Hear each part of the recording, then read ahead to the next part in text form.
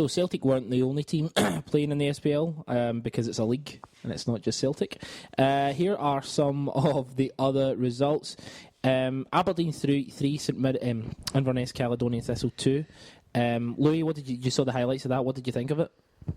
It was good. It was good. I thought it was a good standard. I mean, we've spoken about how the SPL constantly seems to get bashed for the teams that are in it and the level of football, but I thought not just that, but there was a few games at the weekend I thought were very competitive and shown the SPL in a good light, to be honest.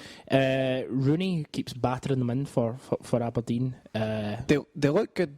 They look good going forward in attack. They've got, I think, the front 4 or 5 they've got. Did you see Goodwilly's overhead kick? Yeah, Goodwilly's overhead kick was excellent. I mean, they're good going forward. It's the kind of whole package that they're still kind of lacking. But I thought they were exciting. Going forward, they're what you would want. They were talking on Sports Scene, and I'm not a great fan of Pat Nevin, but they were talking about how they've kind of changed things recently, where they're kind of more indulgent in their forward players, and they really are going for it. And maybe they are trying to outscore teams rather than be cautious and not lose anything. But I thought it was great to see. I mean, the more these teams like Aberdeen, Dundee United, more of these teams that are attacking, the better it can be for spectators.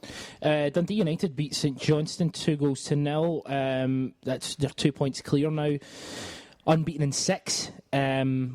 Chris, they are likely to push Celtic more than anyone else.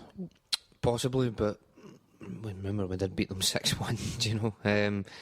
But I don't think any team is really going to in the end up's really going to be all that close to us.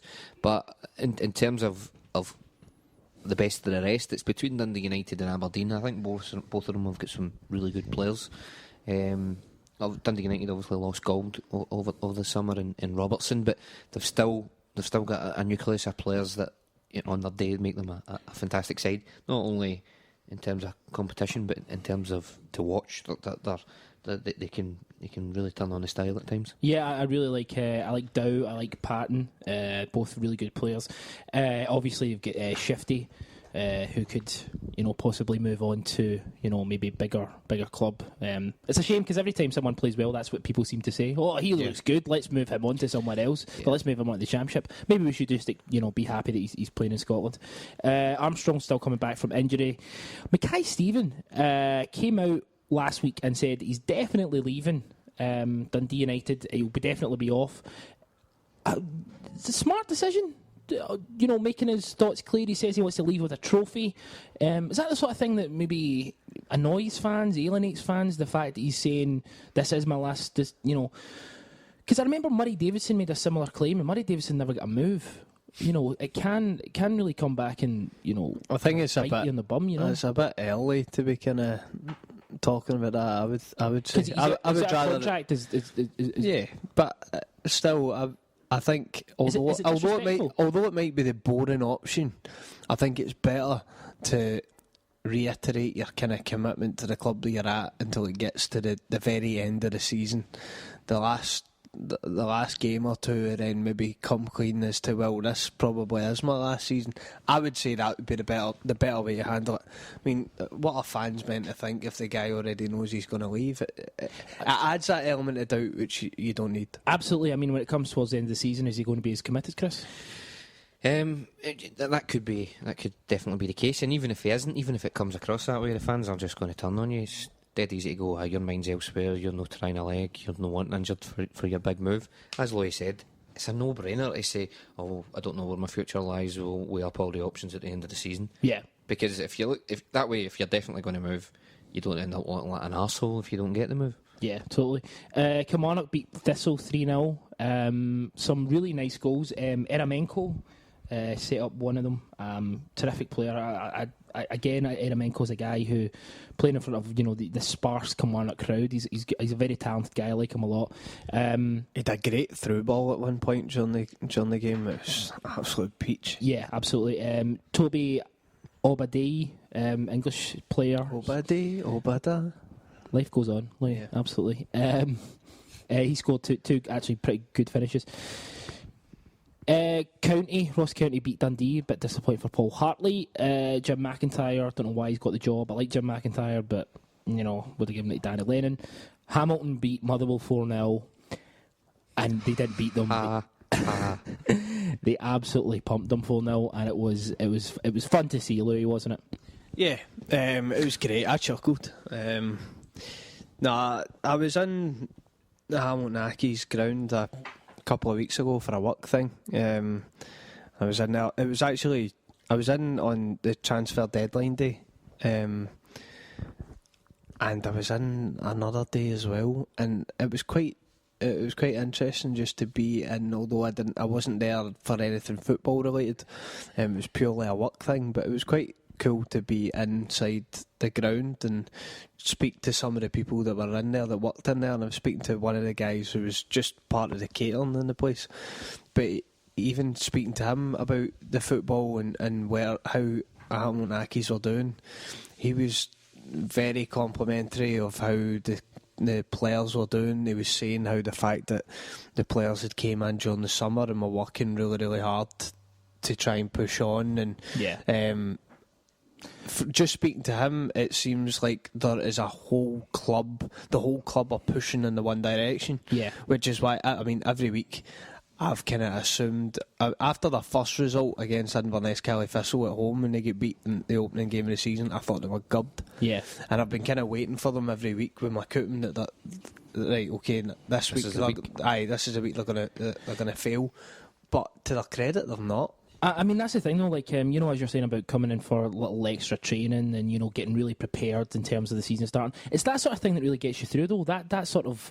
that extra push will maybe help you towards. Because if you look at that Motherwell team, it's a really experienced team. You get McManus, you get Kerr, you get Ojama. There's a lot of players who are I've got experience. Sutton came on as well. Ainsworth's terrific. Hamill. It must be down to the manager, Chris, no? The fact that Hamilton are playing so well, you mean, yeah? No, the fact that Motherwell are playing so shite. Sorry, excuse me. I don't like McCall, but he has done well in the last few seasons. I mean, they picked Aberdeen to second place last season, but every now and again, this kind of happens to Motherwell. They appear to be absolutely diabolical, as you said. You watched the game; they're looking really terrible. Maybe he's been there too long, McCall. I don't know, but I don't particularly like them, so I'm not too bothered by it. Yeah, it's kind of funny. Just want to, before we move away, Celtic are fourth. They have a game in hand. If they win their game in hand, they'll go second on 14 points at the moment. Dundee United are on 19. Just looking at the bottom, Ross County and St Mirren are starting to really become adrift. Motherwell are 10th with 7 points. Celtic will win the league. Will they? Yes. Will they win it at a canter, Louis? No. I don't think it'll be at a canter, but I think they'll win it, aye. I think they will win it relatively comfortably, but I don't think it will be as quite the margin of last season. 30 points last season, which was obviously a ridiculous amount of points. Anyway, so that's Scottish football kind of covered. If you've got any comments or points that you want to raise for next week or just over Twitter, just let us know. What were your thoughts on the English Premier League this season, this week, Louis? What stood out for you? Any result in particular or performance? Not really. There was nothing that really stood out. I don't think. I'm just trying to remember back. Obviously, the derbies. The Merseyside derby and the North London derby. It's all a bit friendly, isn't it? They all sit amongst each other and, they're all very patty on the back. Oh, we hate you during these 90 minutes, but other than that, we're pals. You want hatred, you want... derbies are about bitterness. Absolute vile. Yeah, you want bile coming off the stand. You want to feel that pulsating hatred. Buckets of pish flying everywhere. This is what we're talking about. River Plate, Boca Juniors, Celtic Rangers, Galatasaray Fenerbahce. You want people battered and all that. Come on! Yes. But yeah, what did you think of the Liverpool game overall? Do you think Liverpool deserved it, or was a draw about right? I didn't see the game. From what I read, from what I'd heard, it seemed to be quite even. Although obviously Jagielka, a big thunderbolt, cracker, wasn't it? Right at the end of the game. But from a few things I'd read, there was people criticising Stevie Gerrard and this kind of new defensive role that he plays, and that he's, I don't know, a part of me thought it was maybe just a knee-jerk reaction that as soon as they have a bad result, suddenly there's an issue, where he's been kind of praised for it. I think the point with Gerrard is he's never going to. He's always a target for everybody in English football. People just love to hate him. I really don't like him, but that's just my own personal opinion. Why do you not like him? I don't know.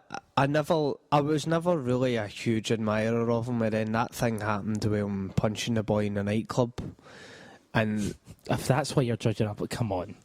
I'm not judging his football ability. I'm judging him as a person. I've never liked him after that. And it was just the way the boy said how, and fair enough, he's going to say this, but he said that he rattled him an absolute belter. He said it was like getting punched by a professional boxer. I don't know, I just see that kind of guy who tries to make out as if he's some kind of family man, but he's you've been in a nightclub. You've been in a you've been in a nightclub. Like him either, you've been in a nightclub, and you know, ultimately it's just one person's opinion versus. They had CCTV and all that, but actually, why are we even talking about this? Let's move on. You don't like Gerrard? Do you like Gerrard, Chris? I think he's great. I think I defend the right of any Premiership football player to punch people in nightclubs. I don't see any problem with that. No, of course I'm joking. Thank God. No, do I like Gerrard? Yeah, but I think his influence is waning, and I think he's coming to the end of his career, and I don't see him being a first team player within a season or two. Yeah, I actually can agree with that. Hopefully he'll bow out gracefully. Manchester United, they were very dodgy. I mean, I know they won 2-1, but what do you think of that? Well, we touched on a couple of points before we started tonight. Falcao basically not looking as if he's arsed. Yeah. You know, he's got 300 grand a week or whatever it is to, I don't know if it's that much, but he's got hundreds of thousands of pounds a week to spend. Maybe his mind's preoccupied. But he certainly doesn't look like the player who was at Porto or Atletico. Yeah. And Rooney, I mean, you know, they're talking about the amount of how top heavy Man United are and the amount of attacking talent they've got. He should be the first one of the lot to go. He should be the first one to drop to the bench, but he won't because he's English and he's seen as the main talisman for England. I do rate Rooney, but in terms of how good he is, he's not as good as the other attacking players they've got. But the problem is he's Wayne Rooney, he's the great, you know, English hope, so they're not going to drop him.